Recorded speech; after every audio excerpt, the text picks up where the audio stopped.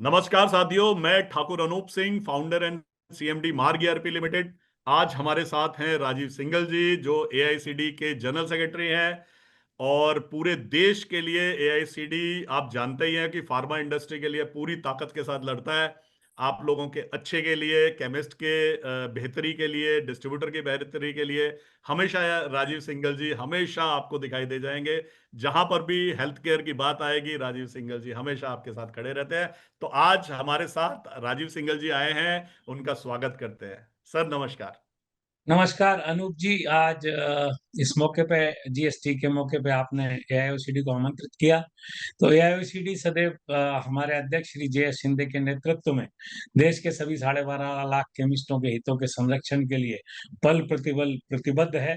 और हम उसी प्रतिबद्धता के साथ पूरे देश के केमिस्टों के हित में कार्य करते हैं। और आज उसी तारतम्य में आपने जो एक पॉडकास्ट रखा है, तो मैं आपकी तरफ से और अपने सभी देश के 12,40,000 केमिस्टों की ओर से मैं सभी केमिस्टों का अभिनंदन करता हूं, स्वागत करता हूं। और उम्मीद है कि आज की ये पॉडकास्ट हमारे देश के केमिस्टों के जो जीएसटी के प्रश्न हैं उनके उत्तरों को देने के लिए सहायक सिद्ध होगी।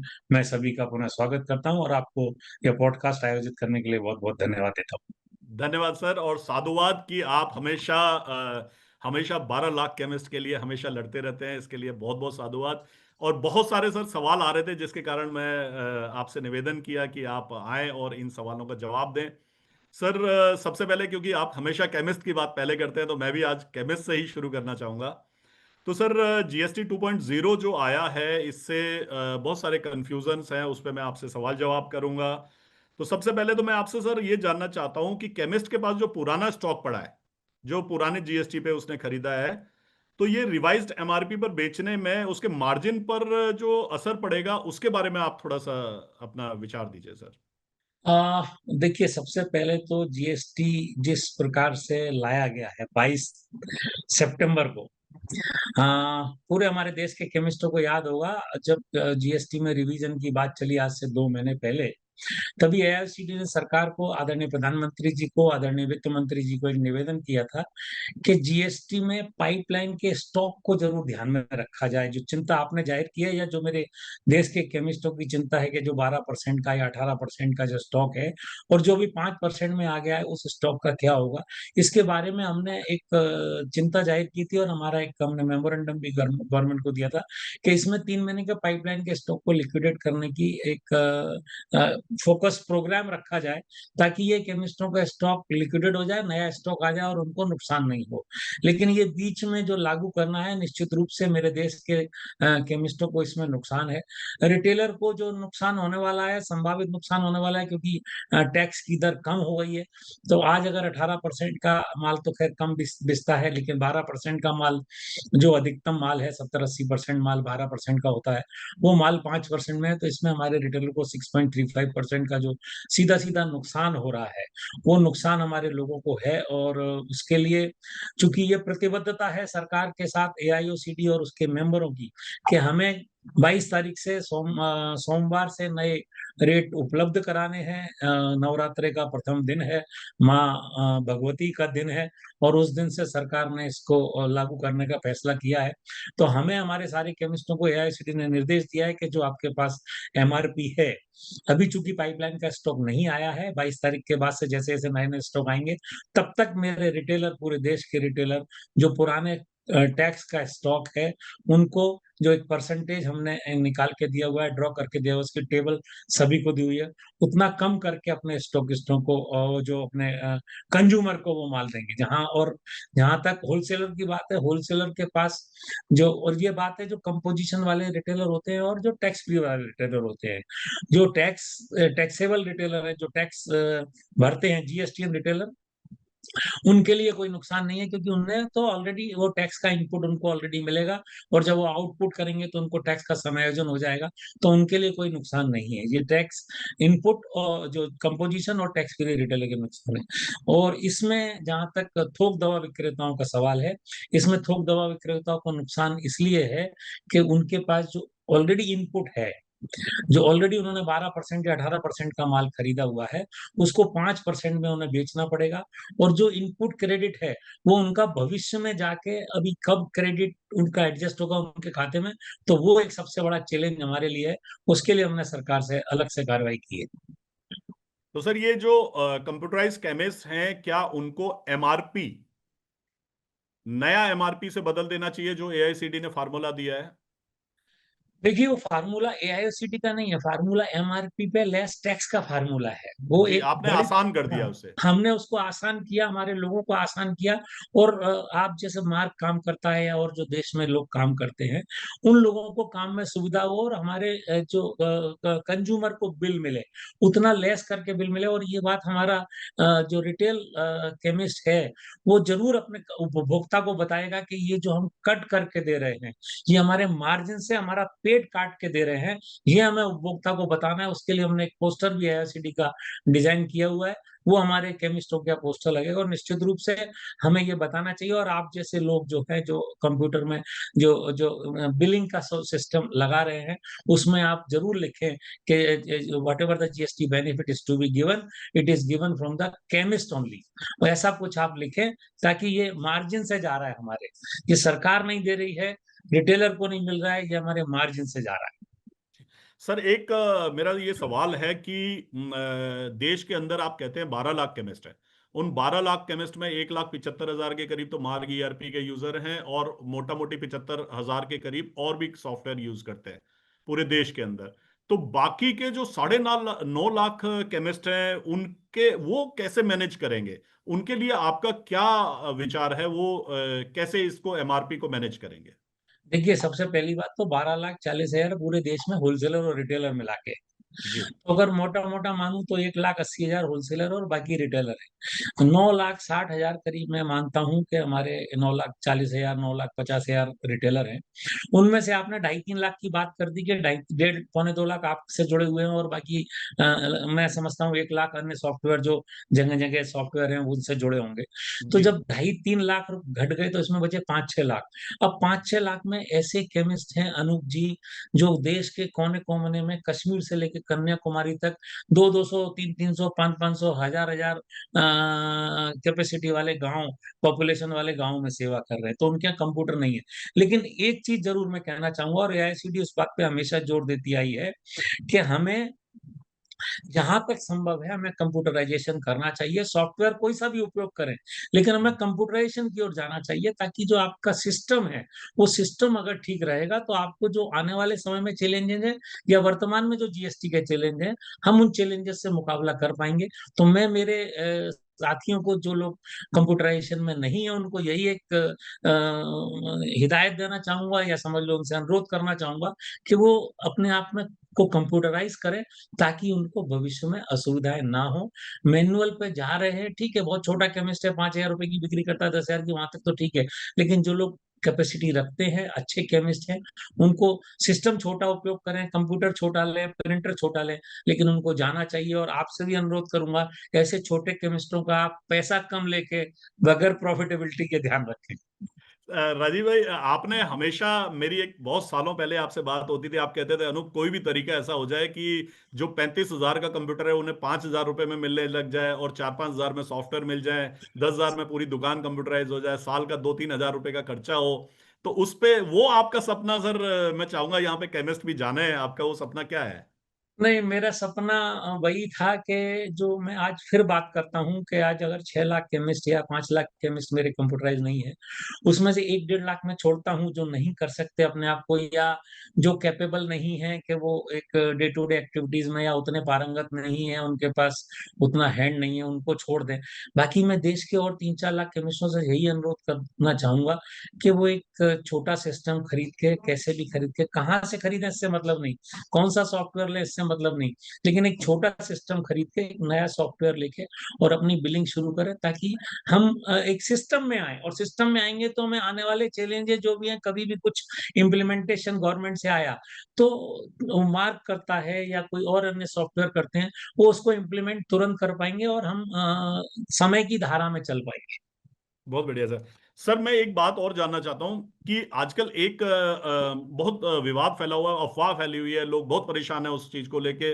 इवन जैसे जीएसटी का बदलाव तो सॉफ्टवेयर में हमने 1 मिनट का दे दिया, मतलब 15 सेकंड में आपकी बिलिंग शुरू हो जाएगी, क्योंकि आपने जो फार्मूला दिया था उसके हिसाब से हमने बना दिया है, और बटन दबाते ही वो पूरा जीएसटी एमआरपी चेंज कर देता है। लेकिन क्या इनवॉइस फॉर्मेट पे पुराना एमआरपी और दोबारा ओल्ड एमआरपी दोनों लिखना मैंडेटरी है? क्योंकि ये एक बहुत बड़ी समस्या है। हर पार्टी के पास जाके इनवॉइस फॉर्मेट को बदलना अपने आप में बहुत बड़ा है।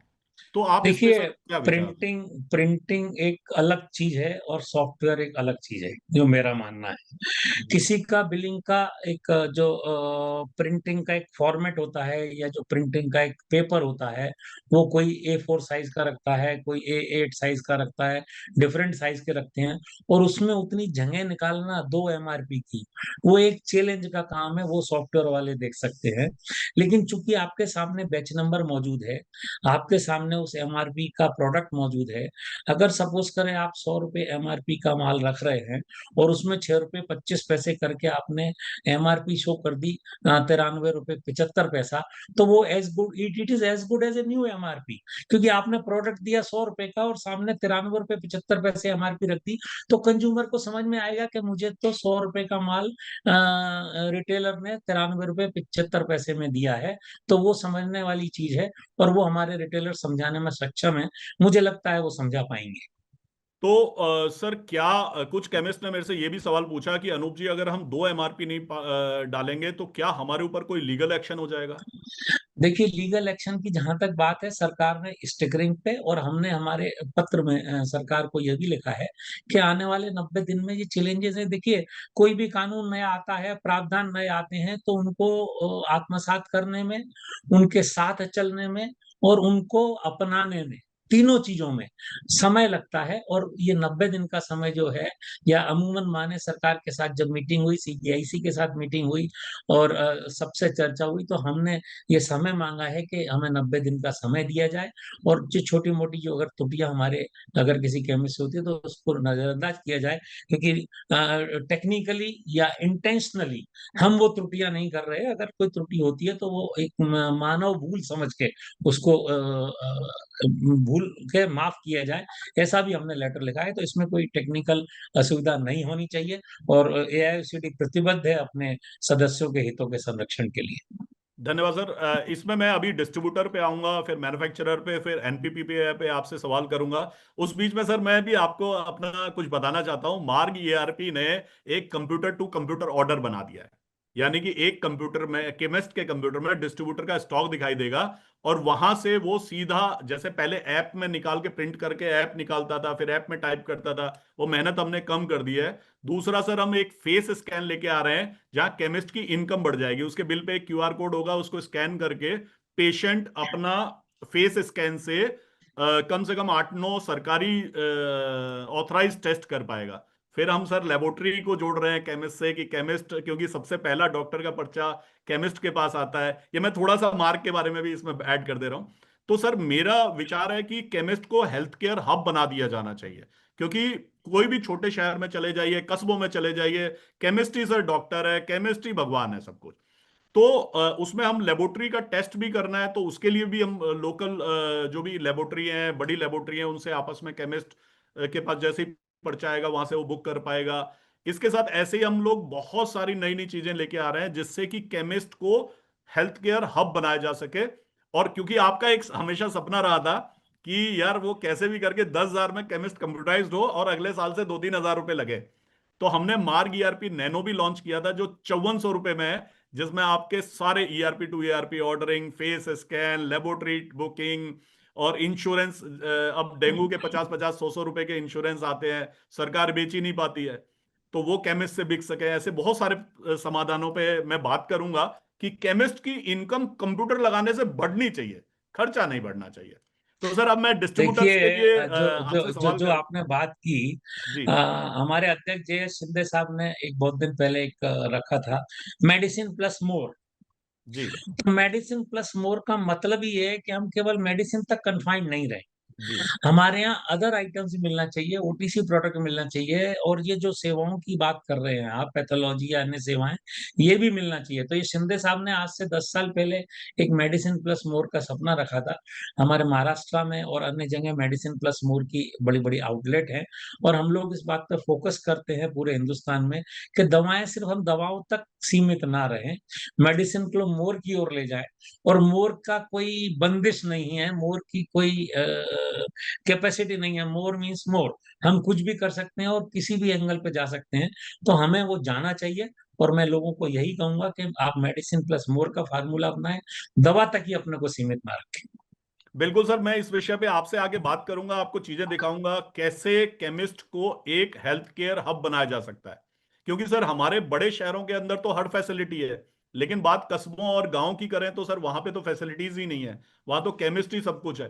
तो हम उस पे काम करेंगे आपके साथ मिलके। और आपके हमेशा सुझाव हमारे लिए बहुत अच्छे रहते हैं। अब मैं डिस्ट्रीब्यूटर्स पे सवाल पूछना चाहता हूं सर। सर डिस्ट्रीब्यूटर्स को अपने एमआरपी, अपने ईआरपी में एमआरपी बदल लेना चाहिए, या जो मैन्युफैक्चरर से उनको प्राइस लिस्ट आ रही है केवल वही केमिस्ट को फॉरवर्ड कर देनी चाहिए, और बिल पर उनको नए एमआरपी प्रिंट करनी चाहिए या पुरानी प्रिंट करनी चाहिए? देखिए, जहां तक सवाल है डिस्ट्रीब्यूटर का, तो उसको तो परसों 22 तारीख से जो बिल बनेंगे वो नए जीएसटी रेट में बनेंगे। पीटीआर वही है, पीटीएस वही है, जीएसटी का रेट चेंज होने वाला है उसके सारे HSN code wise product list में। और एआईओसीडी ने कंपनियों से रिक्वेस्ट किया, और अभी मेरे पास कम से कम 25-30 कंपनियों की क्यूआर कोड की प्राइस लिस्ट आ गई है।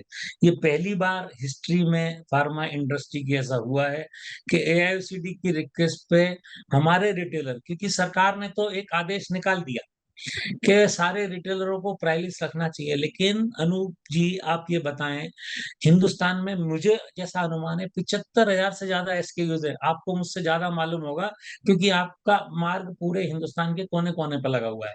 तो कहीं कहीं अदर देन जो कॉमन आइटम है उसके अलावा भी आइटम होते हैं। तो हो सकता है 75,000 से ज्यादा एसकेयू, लेकिन एआईसीडी का मानना है कि 75,000 से ज्यादा एसकेयू है। तो 75,000 से ज्यादा एसकेयूज की प्राइस लिस्ट किसी रिटेलर के लिए रखना, या उसके आगे 10,000 एसकेयूज की, 15,000 एसकेयूज की प्राइस लिस्ट रखना संभव नहीं है। तो एआईसीटी ने प्रयास किया है क्यूआर कोड वो प्राइस लिस्ट रहे, तो वो होलसेलर के पास भी रहेगी, रिटेलर के पास भी रहेगी। और रिटेलर को, होलसेलर को जो अपने बिल बनाना चाहिए उसमें नए टैक्स के साथ बनाना चाहिए।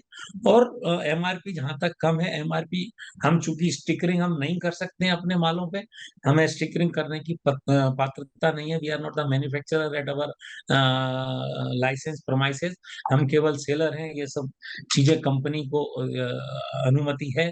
तो हमें हमारे बिलों पे नई एमआरपी आप अगर लिखें तो अप्रोक्सीमेट करके लिखें, क्योंकि you are not the decider for MRP, hmm. Company has to decide.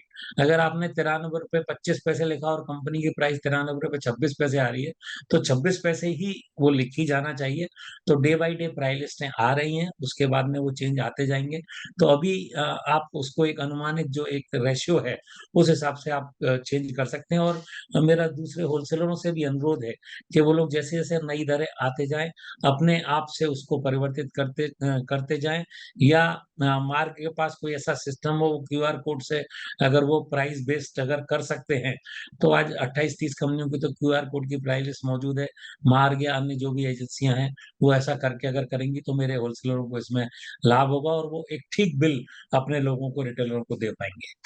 Sir ये आपने बहुत बढ़िया आपने बात बताई है। हमारे पास मार्ग ईआरपी के अंदर एक कम्युनिटी सिस्टम है।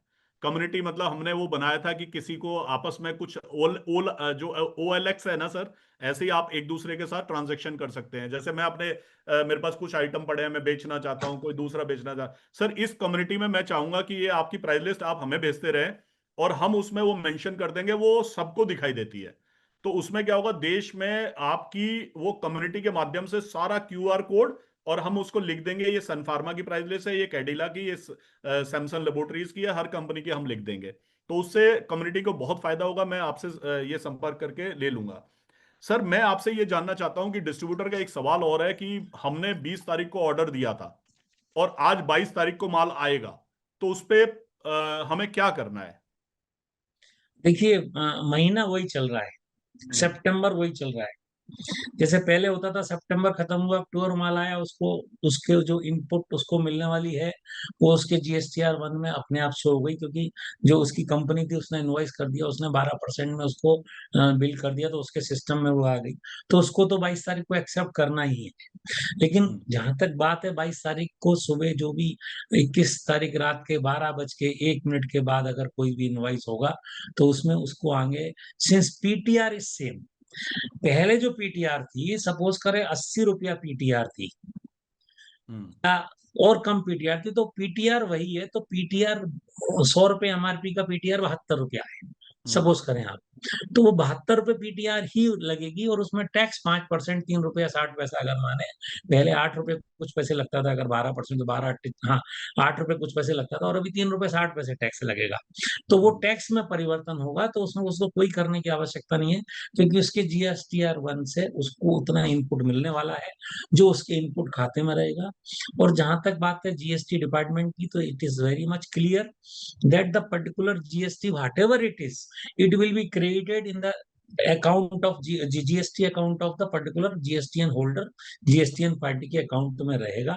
तो उसमें कहीं से कहीं तक उसको घबराने की आवश्यकता नहीं। सर मैं इसमें आपके माध्यम से एक और बात बताना चाहूंगा कि जो परचेस एक्चुअल में आएगी, तो जैसे ही सॉफ्टवेयर के हिसाब से बता रहा हूं, तो वो क्या होगा, जैसे ही परचेज आएगी तो वो 5% टैक्स उठा लेगा। तो वहां पे मैं आप सब कस्टमर्स को बताना चाहता हूं कि वहां पे आपको F2 करके हर सॉफ्टवेयर के अंदर टैक्स चेंज करने का तरीका होता है।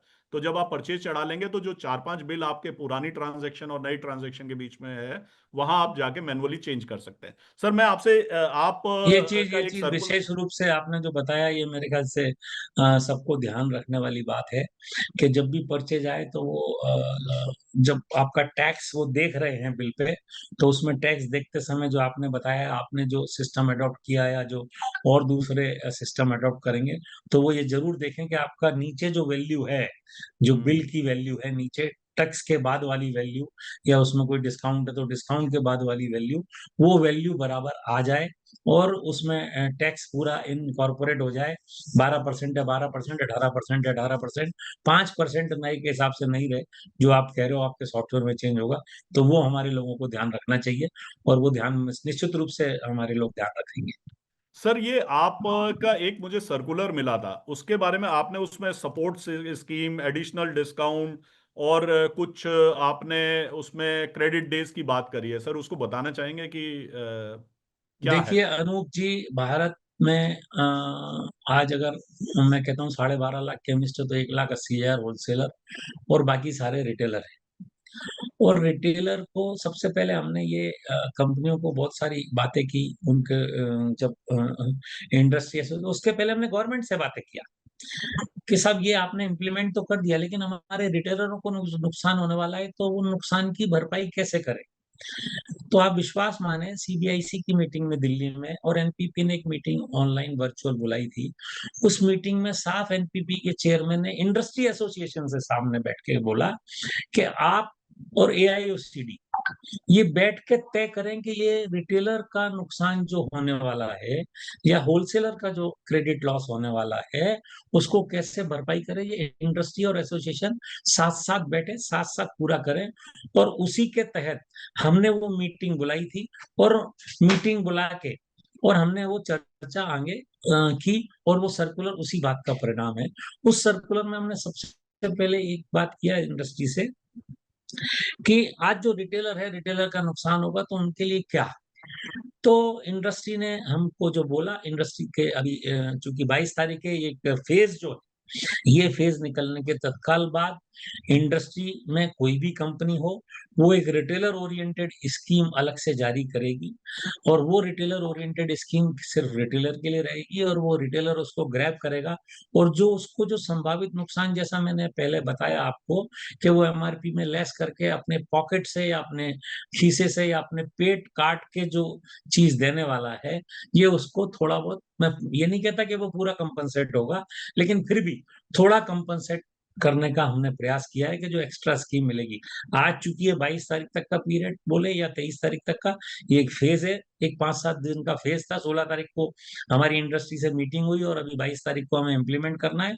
इस फेज में वो स्कीम अनाउंस नहीं हुई है, लेकिन 22 तारीख के बाद कंपनियां will start announcing scheme for the benefit of the retailer, and the circular will be issued in the name of the retailer only, so that retailer should know about it, what benefit is to be given by the companies with the consultation to the AIOCD to the retailers। पहली बात।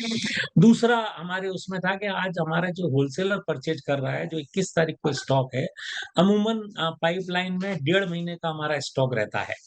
उन 1.5 महीने के stock में हमारे पास जो stock रहता है वो अमूमन 40 दिन का 45 दिन का स्टॉक मार्केट में रहता है।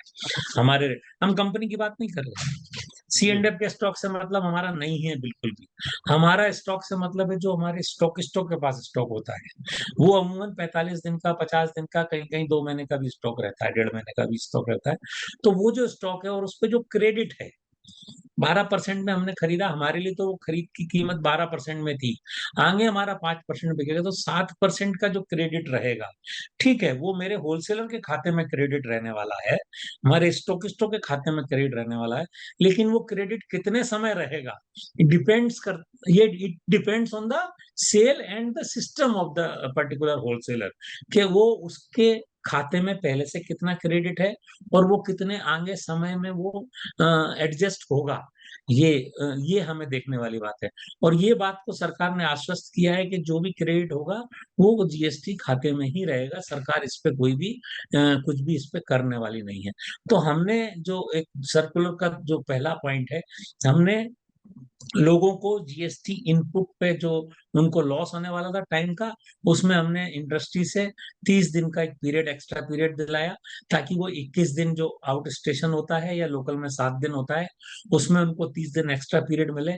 तो उनको जो एक्स्ट्रा पीरियड मिलेगा तो उनको वो क्रेडिट को सहेजने में सुविधा होगी। दूसरा, उनको 1% का हमने एक्स्ट्रा प्रोविजन करवाया, ताकि जो क्रेडिट में इंटरेस्ट का लॉस होने वाला है, सपोज करें मेरी फर्म में अगर मेरे पास 2 साल में क्रेडिट मेरा एडजस्ट होगा, तो मुझे 2 साल में उतना इंटरेस्ट का लॉस होगा। वो लॉस को कंपनसेट करने के लिए वो जो 1% का सर्कुलर दिया है वो दिया है। और सबसे बड़ी बात इंडस्ट्री और ट्रेड की जो म्यूचुअल बात हुई है, वो बात हुई है एक्सपायरी ब्रेकेज के बारे में, कि जो 22 तारीख के बाद से एक्सपायरी ब्रेकेज के क्लेम्स आएंगे, उन क्लेम का सेटलमेंट पूर्व में लिए गए कर के अनुसार होगा। जैसे पहले 12% का टैक्स का रेट था या 18% टैक्स का रेट था, तो हमारे आने वाले समय में 2 साल में, 2.5 साल में, क्योंकि हमने 21 सितंबर को माल बेचा, 22 सितंबर को एक्सपायर नहीं हो रहा है या 25-26 में एक्सपायर नहीं होगा, वो 28 तक उसकी एक्सपायरी रहेगी और हो सकता है 29 तक भी एक्सपायरी रहे। सन जी। 2028-29 में भी उसकी एक्सपायरी आए। तो इस बात को आगाह करके कंपनियों को, इस बात को हमने उस सर्कुलर में लिखा है और कंपनियों ने उस बात को स्वीकार किया है कि आने वाले 3-4 सालों में जो एक्सपायरी 22-21 सितंबर तक माल विक्रय किया गया है, उस दर पे जो कर की दर उन्होंने ली है, उसी कर की दर पे एक्सपायरी का क्लेम सेटलमेंट कंपनियां करेंगी। ये इस जो सर्कुलर है हमारा, हमारे कंपनियों को जो हमने साथ में बातचीत करके 16 तारीख को इंडस्ट्री के साथ बात करके वो हमने सर्कुलर निकाला है, उसका एक जिस्ट ये है। और मुझे उम्मीद है एआईओसीडी ने जो सर्कुलर निकाला उसमें रिटेलर और होलसेलर को विन विन सिचुएशन में रख के और साथ में इंडस्ट्री को सहयोग लेके वो सर्कुलर निकाला है, उसको हम इम्प्लीमेंट कर रहे हैं। तो आपने इसमें सर डिस्ट्रीब्यूटर्स को बहुत बेहतर तरीके से समझा दिया। मुझे जो समझ आया कि 30 दिन का आपने एक्स्ट्रा क्रेडिट की बात करी, 1% एक्स्ट्रा डिस्काउंट की बात करी, ब्रेकेज एक्सपायरी के सेटलमेंट की बात करी आपने, और मतलब डिस्ट्रीब्यूटर के जो भी नुकसान है उस पर बात करी आपने कि कैसे बेहतर कर पाएंगे। आपने बताया कि केमिस्ट के लिए उसका क्या फायदा होगा। सर एनपीपीए के जो फ्यूचर इम्पैक्ट हैं उस पर मैं और आपसे एक डिस्कशन करना चाहूंगा, क्योंकि वो भी सवाल मेरे पास बहुत आ रहे हैं। एनपीपीए ने कहा है कि जीएसटी कम होने पर एमआरपी रिवाइज करना अनिवार्य नहीं है, लेकिन रीलेबलिंग और रिकॉल जरूरी नहीं है। एआईसीडी इस विषय पर क्या कहना चाहती है? देखिए, हमने तो पहले ही सरकार को बोला, जब ये लागू नहीं हुआ उसके पहले ही सरकार को बोला कि ये दवा कोई अन्य चीज नहीं है, ये आम वस्तु नहीं है। तो दवा it should be taken differently. जी। सबसे पहली बात तो ये है। हम हमेशा से ये बोलते रहे कि दवा को अन्य वस्तुओं की भांति नहीं देखा जाना चाहिए, क्योंकि आवश्यकता है। आज अनूप सिंह जी को ज़रूरत पड़ेगी तो वो दवा मजबूरी में लेने जाएँगे, शौक में दवा नहीं लेने जाएँगे। जी। तो हम इसके लिए हमारे केमिस्ट को नाहक परेशान नहीं कर सकते, हमने सरकार को लिखा है। एनपीपी का सर्कुलर स्पष्ट है और उसमें साफ है 90 दिन तक या 31 दिसंबर तक एप्रोक्सिमेटली जो हमारी एनपीपी के साथ एआईओसीडी की मीटिंग हुई, उसमें एआईओसीडी ने अपने स्पष्ट संदेश में बोला है कि हमारे लोगों को परेशान नहीं किया जाए, तो रीलेबलिंग की ज़रूरत नहीं होगी, कंपनी से रीलेबल होके आएगा वो हम सेल करेंगे। एमआरपी लेस करके माल बेचेंगे, उसमें हमारे लोगों को दिक्कत नहीं होगी। तो एएनपीपीए को सब मालूम है और उनके चेयरमैन श्री कृष्णामूर्ति जी हैं, उनको हमने एक पृथक पत्र के माध्यम से एआईओसीडी ने उनको ये रिक्वेस्ट भी किया है, उनको लेटर लिखा है कि हमारे किसी रिटेलर के खिलाफ कोई इसमें ऐसी कोई कार्रवाई नहीं होना चाहिए। हम सरकार के साथ हैं। देखिए सरकार को किसी चीज़ को इम्प्लीमेंट कराना तो सरकार खुद से नहीं कर सकती है, उसको सारे स्टेक होल्डर को साथ में लेना पड़ता है। तो जी। स्टेक होल्डर को साथ लेने के लिए सरकार ने सीबीआईसी की मीटिंग बुलाई, उसके बाद में एनपीपी की मीटिंग बुलाई और उस दोनों मीटिंगों में सरकार ने अपनी मंशा जाहिर करी और हमने हमारी प्रॉब्लम जाहिर की। देखिए वाइस वर्सा है, जब सरकार हमको बुलाती है तो एआईसीडी को भी सरकार के समक्ष हमारी जो केमिस्टों की प्रॉब्लम है, अगर 9,80,000 होलसेल रिटेलरों की प्रॉब्लम है, तो वो हमको रखना चाहिए, वो हमने बखूबी रखी है। और रखने के बाद में सरकार ने हमें बिल्कुल आश्वासन दिया है कि ऐसा कुछ नहीं होगा जिससे केमिस्ट परेशान हो। एनपीपी का सर्कुलर है, हम उसका सम्मान करते हैं और हमारे रिटेलर उसको पालन करते हुए और अपने दवाओं के विक्रय करेंगे, उसमें कोई दो राह नहीं है। सर, इसमें आप देश की 140 करोड़ जो जनता है, क्योंकि आपने बहुत डिटेल में सब चीजों को समझाया, और मुझे लगता है कि फार्मा मैन्युफैक्चरर, फार्मा डिस्ट्रीब्यूटर और फार्मा रिटेल केमिस्ट के सबके मेरे ख्याल से सारे लगभग सवाल पूरे हो गए हैं।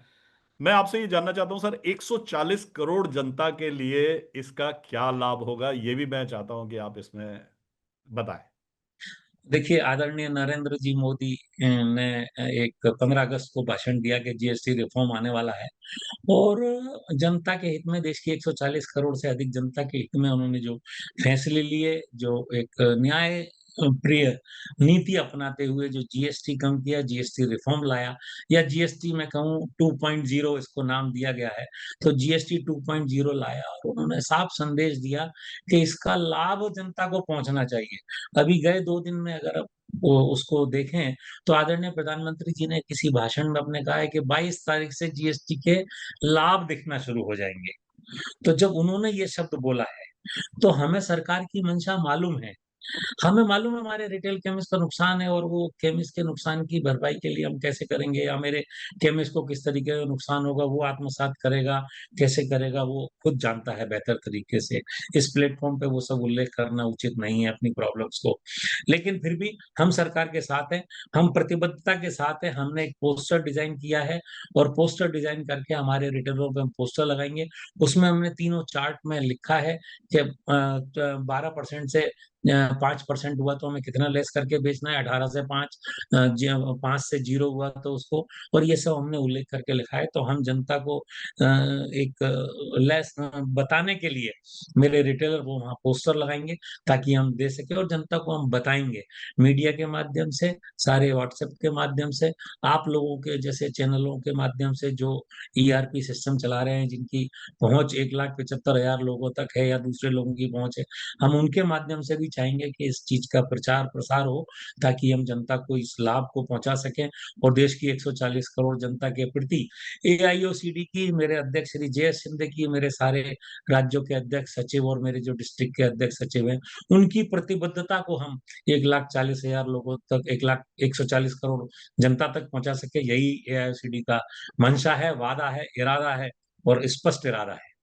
सर, मेरे भी एक दिल में एक बहुत अच्छा विचार आ रहा है, जिस तरीके से आप लोगों ने मेहनत करके सर, एक 15 अगस्त को डिसीजन जो हुआ, हमारे माननीय मोदी जी ने जो एक जीएसटी में बहुत बड़ा बदलाव किया, 18% से 5, 12% से 5, और शिंदे साहब ने रात दिन मेहनत करके जो इसको कंपनियों के साथ बात करके, एनपीपीए के साथ बात करके, केमिस्ट्रों की बात समझते हुए आप लोगों ने जितने बेहतर समाधान दिए हैं, और जिस तरीके से आप बात कर रहे हैं कि हम उनके लाइफ को ईज करने के लिए पोस्टर छपवा रहे हैं उनके पास पोस्टर लगवा रहे हैं, ये बहुत बड़ी बात है। मैं भगवान से प्रार्थना करूंगा कि शिंदे साहब की उम्र बहुत लंबी हो, नरेंद्र मोदी जी की उम्र बहुत लंबी हो, और आप ऐसे ही हमारे सबके साथ सेवा करते रहें। सर, मेरा एक ईआरपी टू ईआरपी पे एक आपसे सवाल है, जो जिस पे हम मैं पिछले 6 महीने, मेरा ड्रीम प्रोजेक्ट है। मैंने पूरी लाइफ 92 से आज तक मैंने अपनी लाइफ 30-32 साल की फार्मा इंडस्ट्री को दी है।